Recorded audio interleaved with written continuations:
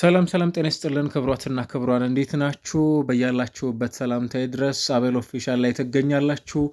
አዳዲስ ከዝውውር ጋር የተገናኙ መረጃዎችን እያቀረብኩኝ ቆይታን እናደርጋለን። በቅድሚያም ማንቸስተር ሲቲን የተመለከተ ጉዳይ እናደርሳለን። በዚህ ሰዓት ላይ እንግሊዛዊን የአማካይ ስራ ተጫዋች ኤሊዮት አንደርሰንን ከኖቲንጋም ፎረስት ለማስፈረም ቀዳሚ ፍላጎት እያሳዩ ከሚገኙ የእንግሊዝ ፕሪሚየር ሊግ ክለቦች መካከል በቀዳሚነት የሚነሳ መሆኑን እየተመለከትን እንገኛለን። ብዙሃኑ የእንግሊዝ ፕሪሚየር ሊግ ክለቦች ይህንን ተጫዋች እንደሚፈልጉት በተደጋጋሚ በቅርብ ጊዜ የተመለከተን እንገኛለን። 22 ዓመቱ ላይ ነው የሚገኘው። እንደ ዩናይትድ እና ራሱ ማንቸስተር ሲቲ ያሉ ክለቦች ደግሞ የዚህ ተጫዋች ፈላጊ መሆናቸው ባለፉት አንድ ዓመታት ገደማ ከተጫዋቹ ጋር ስማቸው ተያይዞ እየተመለከተ ነው የምንገኘው። አሁንም የእንግሊዝ ፕሪሚየር ሊግ የሚቀጥለው የውድድር ዓመት የተጫዋቹ ማረፊያ የት ሊሆን እንደሚችል በደንብ መናገር ባይቻልም ስቲል በቀዳሚነት ግን ማንቸስተር ሲቲ የተጫዋቹን የዝውውር ጉዳይን በቶሎ ማጠናቀቅ እንደሚፈልግም ጭምር መረጃዎች እየጠቆሙ ነው የሚገኙት።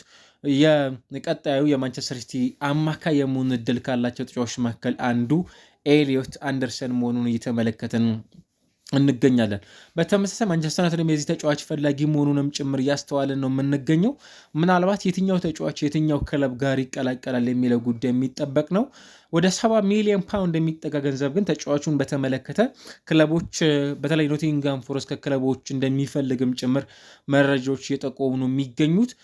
በሚቀጥለው ቆይታዎች ውስጥ የዚህ ተጫዋች የማረፊያ ጉዳይ ወደ ሁለቱ የማንቸስተር ከተማ ክለቦች ከሁለት አንዳቸውን የመቀላቀል እድል እንዳለውም ጭምር እየተሰማ ነው የሚገኘው። አርሰናል፣ ማንቸስተር ዩናይትድ እንዲሁ ደግሞ ቼልሲ በአንድ ተጫዋች ጉዳይ ላይ በዚህ ሰዓት ላይ ፉክክር ላይ ይገኛሉ ተብሏል። እንግሊዛዊ 19 ዓመቱ በዚህ ሰዓት ላይ በክለባቸው የተጫወተ የሚገኘው ሳሙኤል አሚሻ ነው። ይህ ተጫዋች ገና ከ19 ዓመት በታች በእንግሊዝ ብሔራዊ ቡድን እየተመለከትናቸው ከሚገኙ በጣም ታዳጊ ወጣት ከሚባሉ ተጫዋቾች መካከል አንዱ ነው። ቅድም እንዳነሳናቸው ግን እነዚህ ሶስቱም ክለቦች የዚህ ተጫዋች ፈላጊ ናቸው። ሴንተር ባክ ሆኖ ነው እንግዲህ በክለቦች ውስጥ የተጫወተ የሚገኘው። ለፕሪሚየር ሊግ ለሚቀጥሉት ዓመታት በፉልሃም ቤት ውስጥ የማይቆይ ከሆነ በእነዚህ ሶስት ትላልቅ በሚባሉ ቡድኖች ውስጥ የማየት እድላችን እጅግ በጣም ሰፊ ስለመሆኑም ጭምር ነው የተነሳ የሚገኘው። ምናልባት ከአውሮፓ ክለቦች እንደነ አያክስ፣ ዩቬንቱስ፣ ማርሴይ ያሉ ክለቦችም ጭምር የተጫዋቹ ፈላጊ መሆናቸውም ጭምር ነው እየተሰማ የሚገኘው። በዚህ ምክንያት የዚህ ታዳጊ ተጫዋች ፈላጊዎች ደግሞ ብቅ ማለታቸው ኮንትራቱንም በአጭር ጊዜ አጠናቆ ወደ ሌሎች የአውሮፓ ክለቦች የሚሄድ እድሉ በጣም ሰፊ ስለመሆኑም ጭምር ነው መረጃዎች የጠቆሙ የሚገኙት። ፉልሃም ግን የራስ ምታት የሆነ መረጃ በዚህ ሰዓት ላይ በመውጣት ላይ ይገኛል። እነዚህ ሁሉ ክለቦች የዚህ ተጫዋች ፈላጊ መሆናቸውም ጭምር ስንመለከት በቀጣይ ወደ የትኛው የአውሮፓ ቡድን ያቀናል የሚለው ጉዳይ ከሚጠበቁት መካከልም ጭምር የሚነሳ ነው። ሊቨርፑል በተመሳሳይ የቡድኑ ወሳኝ ከሚባሉ ተጫዋቾች መካከል አንዱ የሆነውን የአማካይ ስፍራ ተጫዋች የሆነው ማርክ ግራቨንበርክን እስከ 2032 ድረስ የሚያቆየውን የረጅም ጊዜ ኮንትራት ማስፈረሙም ጭምር ይፋ አድርጓል። ይህ ምናልባት በአጠቃላይ እስካሁን ድረስ በቡድኑ ውስጥ በጣም ጥሩ ጊዜን እያሳለፉ ከሚገኙ ተጫዋቾች መካከል አንዱ መሆኑን እያስተዋለን እንገኛለን እና በ36 አጠቃላይ የጨዋታ መርሃ ግብሮች 10 ጎሎች ተሳትፎዎች አሉት። እንግዲህ በዚህ ውድድር ዓመት በተመለከትነው ቆይታ ይሄ 23 ዓመቱ የአማካይ ስፍራ ተጫዋች ቡድኑን በ2023 ከተቀላቀለ በኋላ ከባየር ሚዩኒክ ማለት ነው እስከ 2028 ድረስ የሚያቆይ ኮንትራት ነበረው።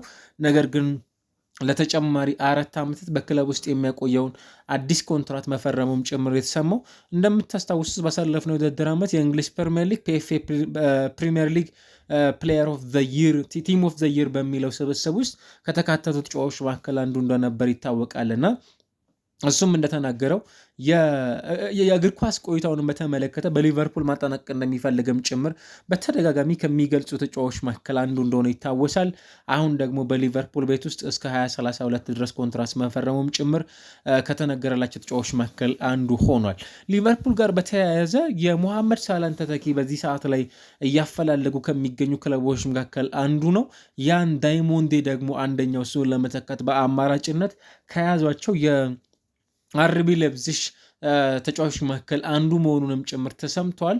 እስከ 87 ሚሊዮን ፓውንድ የሚጠጋ ገንዘብ ለዚህ ተጫዋች በዝውውሩ ሊቨርፑል ያወጣሉ ተብለው ከሚጠበቁ የፕሪሚየር ሊግ ክለቦች መካከል መሆኑም ጭምር የተሰማ ነው የሚገኘው። በተመሳሳይ ግን የዚህ ተጫዋች ፈላጊ ሊቨርፑል ብቻ ደግሞ አለመሆኑ በዚህ ሰዓት ላይ ሊቨርፑሎች በፉክክሩ ደረጃ ላይ ብዙ የቤት ስራ እንደሚጠበቅባቸውም ከሚያሳዩ ተጫዋቾች መካከል የመሆን እድል አለው። ነገር ግን የሊቨርፑል ማረፊያ ሊሆን እንደሚችልም ጭምር ከተጫዋቹ ጋር የተያዙ መረጃዎች በመውጣት ላይ ይገኛሉ። የቀድሞ የቶተንሃም ስፐርስ አሰልጣኝ የነበሩት ማውሪሲዮ ፖቼቲኖ እንዲሁም ደግሞ ሮቤርቶ ዲዘርቢ አሁንም በቶተንሃም ስፐርስ ቤት ቀጣዩ የክለቡ ዋና አሰልጣኝ ሆነው የመሾም እድላቸው ሰፊ ነው ሲል መረጃዎች በመውጣት ላይ ነው የሚገኙት።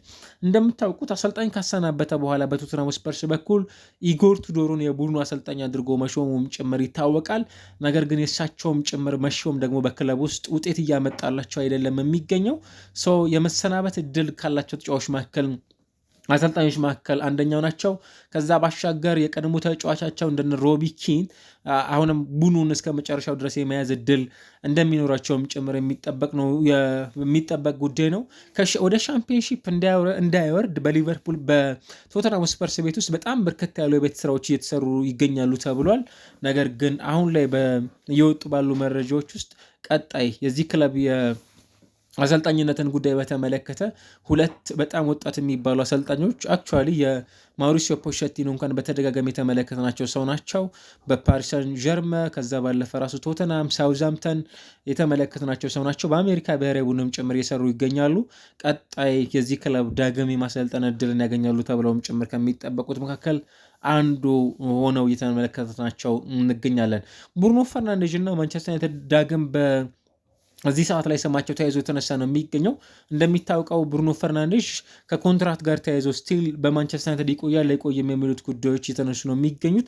ነገር ግን በዩናይትድ ቤት ውስጥ ለዚህ ተጫዋች በጣም የቅርብ መረጃ አቅራቢዎች ናቸው ተብለው የሚነሱ ሰዎች እየተናገሩት እንደሚገኙ ማለት ነው። ማንቸስተር ዩናይትድ በተለይም ወደ አውሮፓ ሻምፒዮንስ ሊግ የሚያልፈባቸው እድሎች ያንን በሚቀጥለው የውድድር ዓመት የሚያረጋግጥበት እድል ካለው ተጫዋቹ በማንቸስተር ዩናይትድ የሚቆይበት እድል እጅግ በጣም ሰፊ ነው ተብሏል። ገና 31 ዓመቱ ላይ ነው የሚገኘው። እሱን ለመተካት በማንቸስተር ዩናይትድ በኩል በጣም ብዙ የቤት ስራ የሚጠበቅበት ክለብ እንደሆነም ጭምር አንሳት ይቻላል። በ28 ሳምንታት የእንግሊዝ ፕሪሚየር ሊግ መርሃ ግብር 51 ነጥቦችን ሰብስበዋል ቡድኑ እንደተመለከት ነውና ከዚህ በላይም በሚኖሩት ቆይታዎቹ ምናልባትም ማንቸስተር ዩናይትድ ብሩኖ ፈርናንዴዝን ለሚቀጥሉት ረጅም ዓመታት በክለብ ውስጥ ስቲል የማቆየት ፍላጎት ካላቸው ክለቦች መካከል አንዱ ነው። ደግሞም ከዛ ውጭ ያሉ ክለቦችም ጭምር የተጫዋቹ ፈላጊ ናቸው። ነገር ግን ዩናይትድ እና ብሩኖ ፈርናንዴዝ ለሚቀጥሉ ተጨማሪ ዓመታት በኦልድ ትራፎርድ ዳግም በጋራ የመስራት እድል እንዳላቸውም ጭምር መረጃዎቹ የወጡ ነው የሚገኙት። ቼልሲ እና ማንቸስተር ሲቲ በዚህ ሰዓት ላይ በባየር ሚዩኒክ እየተጫወተ የሚገኘው የ21 ዓመቱን አሌክዛንደር ፓቭሎቪችን ፈልገዋል ተብሏል። ወደ 65 ሚሊዮን ዩሮ የሚጠጋ ገንዘብ ደግሞ ለተጫዋቹ ክለቦች መውጣት እንደሚኖርባቸው ነው ካፍ ኦፍሳይድ መረጃውን እያስነበበ የሚገኘው። የትኛውን ክለብ ተጫዋቹ ሊቀላቀል ይችላል የሚለው ጉዳይ ከሚጠበቁት መካከልም ጭምር የሚነሳ ነው። ነገር ግን ሁለቱ ክለቦች ገና እጅግ በጣም ታዳጊ ለሆነ ተጫዋች በዚህ ሰዓት ላይ ይህን ያህል ገንዘብ ያወጣሉ ተብሎም ጭምር ከማይጠበቁት መካከል ልናነሳቸው የሚገቡ ክለቦች መሆናቸውን እያነሳ ነው የሚገኘው። ነገር ግን በዝውውሩ ሂደቱ ላይ እነዚህ ክለቦች ከእነዚህ ተጫዋቾች ጋር ተያይዘው ስማቸው በመነሳት ላይ ነው የሚገኙት። ማንቸስተር ዩናይትድ ሌላው በዚህኛው ወቅት ላይ ተጫዋች ማስፈረም ይፈልጋል ተብሏል። ከነዛ መካከል በቀዳሚነት የሚነሳው የማርከስ ታቨርነር ጉዳይ ነው። አሁን በቡድኑ በኩል ግራ እግር ማለት ነው። በተለይም በቀኝ በግራ የግራ ክንፍ እግር ተጫዋች የሆነ ተጫዋች እንደሚፈልግ ነው የተሰማ የሚገኘው። በዚህ በኩል ላይ ማቲያስ ኩኛ እንደሚገኝ ይታወቃል። ነገር ግን በተመሳሳይ ደግሞ በክለብ ውስጥ ሌላ ተጫዋች ይፈልጋል ነው የተባለ የሚገኘው። ከነዛ መካከል በበርነሞዝ እየተጫወተ የሚገኘው እስከ 40 ሚሊዮን ፓውንድ ደግሞ ለተጫዋቹ ውል ማፍረሻ ይጠየቅበታል ተብሎ የሚጠበቀውም የማርከስ ታቨርነር ቀዳሚ ፈላጊ መሆኑ ነው የተሰማ የሚገኘው። እስከ 2029 ድረስ የሚያቆይ ኮንትራት እንግዲህ በዚህ ክለብ ውስጥ ካላቸው ተጫዋቾች መካከልም ጭምር አንዱ መሆኑን ነው እንግዲህ በዚህ ሰዓት ላይ እያስተዋለን የምንገኘው። ማርከስ ታቨርነር ቀጣይ ኦልድ ትራፎርድ ከእንግሊዝ ፕሪሚየር ሊግ ከተመለከትናቸው ተጫዋቾች መካከል አንዱ ወደዚህ የመምጣት እድል አላቸውም ጭምር ተብለው ከሚጠቀሱ ተጫዋቾች መካከል የመሆን እድል አላቸው ተብለውም ጭምር ከሚነሱት መካከል በዚህ ሰዓት ላይ ስማቸው ተያይዘው የተመለከትናቸው ከሚገኙ ተጫዋቾች መካከል መሆኑንም ጭምር ነው መረጃዎች ይፋ እያደረጉ የሚገኙት። ክሪስቲያኖ ሮናልዶ ምናልባትም ለረጅም ጊዜ ከሜዳ ይርቃሉ ተብለው ከሚጠበቁ ተጫዋቾች መካከል አንዱ መሆኑ የተረጋገጠ ጉዳይ ነው አይደለ? በቅርቡ አጋጠመው ጉዳት ምክንያት ስቲል ከሜዳ ለምን ያህል ወራቶች ከሜዳ ይርቃል የሚለው ጉዳይ በክርስቲያኖ ሮናልዶ በኩል ይፋ የተደረገ ነገር የለም። ነገር ግን ለማገገም ከወደ ሳውዲ ወደ ስፔን ሙቭ ማድረጉም ጭምር የሚታወቅ ነውና ቀጣይ በምን ያህል ጊዜያቶች ውስጥ ወደ ሜዳ ይመልሳል የሚለው ጉዳይ የሚጠበቅ ነው። ነገር ግን የተጫዋቹ ወኪል የሆኑት ጆርጌ ጄሱስ እንደተጠበቀ ሁሉ የጉዳት ዜናው በጣም ቀላል እንዳልሆነም ጭምር ነበር ጠቆም ማድረግ የቻሉት። በዚህ ምክንያት በቀጣይ በምን ያህል ጊዜ ወደ ሜዳ ይመለሳል የሚለው ጉዳይ ከሚጠበቁ መረጃዎች መካከልም ጭምር የሚነሳ ጉዳይ ነው።